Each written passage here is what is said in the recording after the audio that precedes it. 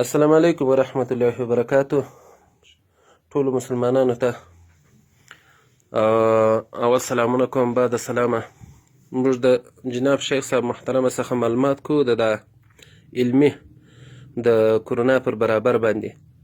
نو اوس به د خیر سره شیخ صاحب به موږ ته ټول معلوماتونه را په لاس راکړي د خیر سره، او ټولو مسلمانانو ته بیا ځلول ورسوو، او هر مسلمان چې دا واورېدله کوشش دې وکړي د ثواب په نیت صدقه جاریه دې وګڼي، بل مسلمان ته دې ولېږي. د شیخ مولوي رباطي صاحب په کشلاخ پوټي کلي کې ناصرانو کې دی. اعوذ بالله من الشیطان الرجیم. بسم الله الرحمن الرحیم. فارتقب یوم تأتی السماء بدخان مبین. صدق الله العلی العظیم. عزیزانو، کم مرض چې فلو سوی دی، الله مسلمانانو ته دنیا ته راوستلی دی. د دې مرض په باره کې غواړم علمي معلومات یې درکم چې په دې مرض کې زموږ حدیث او قرآن څه وایي، او د دې مرض ټیم څونه دی، څونه وخت دا مرض اخلي، او د دې اوږدوال څونه دی.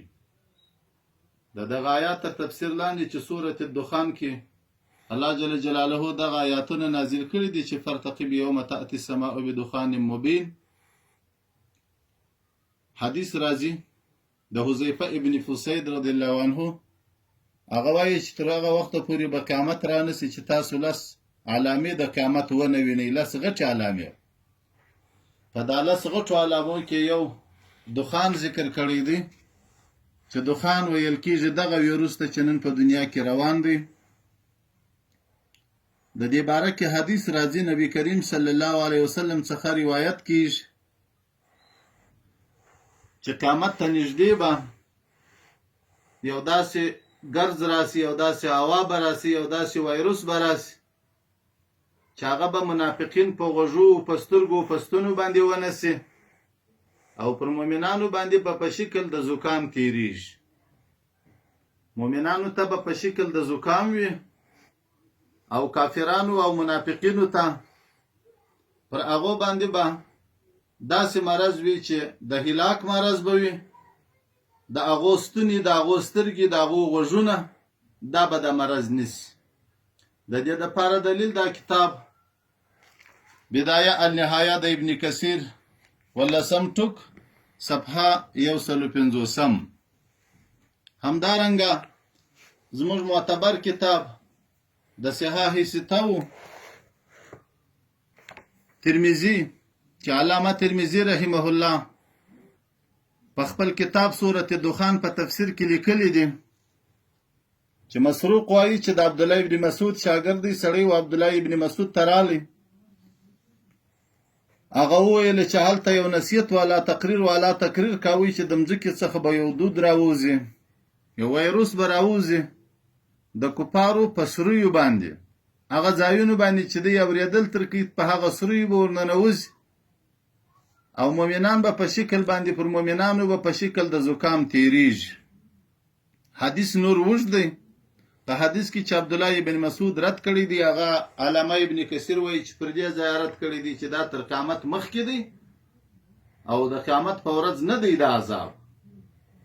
دا ترمذی جلد ثانی 141 صفحه سورة الدخان د دې تفسیر کې چې دا راځي تر قیامت د مخه به داسې ویروس راځي چې ټوله دنیا به نیسي.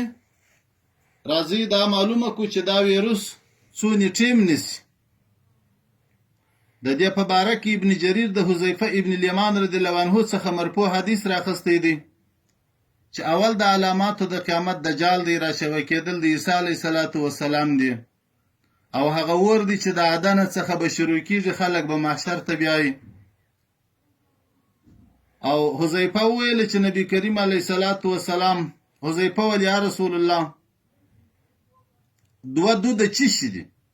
نبی کریم علیه السلام د آیات ورته وایي چې فرتقب یوم تأتی السماء بدخان مبین، او نبی کریم علیه السلام ویل چې یو ګرځ یو دود به راځي، د مشرقه تر مغربه پورې به دا دود 40 ورځې دوام کوي. 40 ورځې. د دې حدیث صراحتاً دا معلومیږي چې د دې کرونا ټیم 40 ورځې دی. مؤمن ته به په شان باندې اما المؤمن فيصيبه منه كهيئة الزكمة واما الكافر فيكون بمنزلة السكران يخرج من منخريه وأذنيه ودبره فالدخان على ظاهره والمعنى فارتقب يوم ظهور الدخان. مؤمنانو ته به په شان باندې د زکام وي او کافرانو ته به په منزله د نشې وي، لکه نشه چې ورکړي تر سږمو به راوځي، تر غوږو به دا ګیس راوځي، تر دبرې به دا ګیس راوځي. نو د دې حدیث نه دا معلومه سوله چې دا کرونا ویروس 40 ورځې دی. سورة الدخان علامه کتاب روح المانی د علامه لوسی جزء 25 صفحه 103 سورة الدخان الآية 11-12 راځو دې بل معلومات ته عزیزانو. دا وبا ده، دا مرض دی، دا د الله قهر او د الله غضب دی. دا راغلی دی، دا په کوم زمانو کې راغلی دی؟ دا په 18 کال باندې تر 13 پورې چې کله امیر المؤمنین عمر فاروق رضی الله عنه د اسلام خلیفہ او امیر المؤمنین و، داغه په دور کې دا وبا رااله. دا وبا په شام کې پیدا سوله. هلته په هغه ځای کې ابو عبیده ابن الجراح امین الامت هغه جن شهید سو. بیا د هغې نه بعد د مسلمانانو امیر معاذ بن جبل رضی الله عنه وټاکل سو، هغه جن شهید سو. د هغې څخه بعد بیا عمرو بن العاص خلیفه د اسلام سو پر خلکو باندې. عمرو بن العاص چې کله خلیفه د اسلام وټاکل سو، عمرو بن العاص رضی الله عنه ودرېدی، خطبه یې شروع کړل: ای خلکو، دغه وبا او دا درد چې راغلی دی دا د اور لمبې دي. تاسو په کورونو کې پټ سئ او په غرونو کې ته پټ سئ، صحراو ته ولاړ سئ، نري سئ. تاسې سره یو سئ، ټولنې مه جوړوئ. بیا دا د امر چې کله امیر المؤمنین حضرت عمر رضی الله عنه ته ورسېد، هغه دا خوش قیرت یې نه پر وکړي.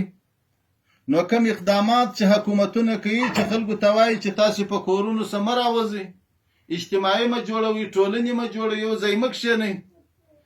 دا په مذهب ثابت دی، دا په حدیث ثابت دی، دا د عمرو بن العاص رضی الله عنه امر دی د امیر المؤمنین حضرت عمر صاحب رضی الله عنه په خلافت کې چې دا وبا هلته لګېدلې ده. 25,000 تر 10,000 کسانان یې شهیدان کړي دي په شام کې.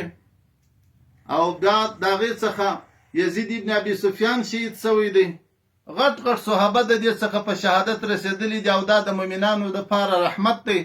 د دې څخه مرګ د شهادت دی او د کافرانو دپاره عذاب دی. البدایه والنهایه ذکر شیء من اخبار تعاون امواس صفحه 109 جلد اوم. دا د دې کتاب حواله ده. همدارنګه زموږ د مذهب ټولو معتبرو کتابو لیکلي دي چې وباوې تقریبا زموږ په دور کې په اسلام کې 8 واره راغلي دي، خو هغه وباوې به خاصې وي. دغه وبا چې وسعامه د ټوله دنیا یې نیولې ده، دا د قیامت د 10 علامو څخه یوه علامه دغه ده چې داسې وبا به راځي: یملأ ما بین المشرق والمغرب. صحیح حدیث د حذیفه رضی الله عنه دی چې د مشرقه تر مغربه به رسیږي، د مځکې مخ به ټوله نیسي. خو مؤمنانو ته به په شان د زکام وي، کافرانو دپاره به هلاکت و دردونه او مرګ وي. ګورې مؤمنان په حدیث کې راغلي دي، مسلمانان نه دي راغلي. د مسلمان او د مؤمن فرق سته. مسلمان نیسي، مسلمان وجني، مؤمن نه وجني. مسلمان هغه ته ویل کېږي چې خالي ما مسلمان هستم. مؤمن هغه ته ویل کېږي چې د اسلام شرایع ټوله کوي، اسلام برپایه کوي، د اسلام احکام ټوله برپایه کوي، هغه ته مؤمن ویل کېږي. نو 40 ورځې د دې ټیم دی. دا 40 ورځې باید ټولنې جوړې نه سي. دا باید اجتماعات خلک سره کښېنني، په غټو غونډو کې سره کښېنني. نو دا د وبا په باره کې معلوماتو دا ګیم نه دی، نه دا حکومتونو جوړه کړې ده. او د دې څخه کېدلی سي انسانان مړه سي. مؤمنانو دپاره شهادت دی، د کفارو دپاره عذاب دی. بس دفاع یې دغه ده چې ټولنې مه جوړوئ. ټیم یې دا دی چې 40 ورځې دی او دا ټوله دنیا نیسي. دا د قیامت د 10 علامو غټو علامو څخه یوه علامه دغه وبا ده. دا مې شرعي معلوماتو دا کتابونه دي، دا حوالې دي.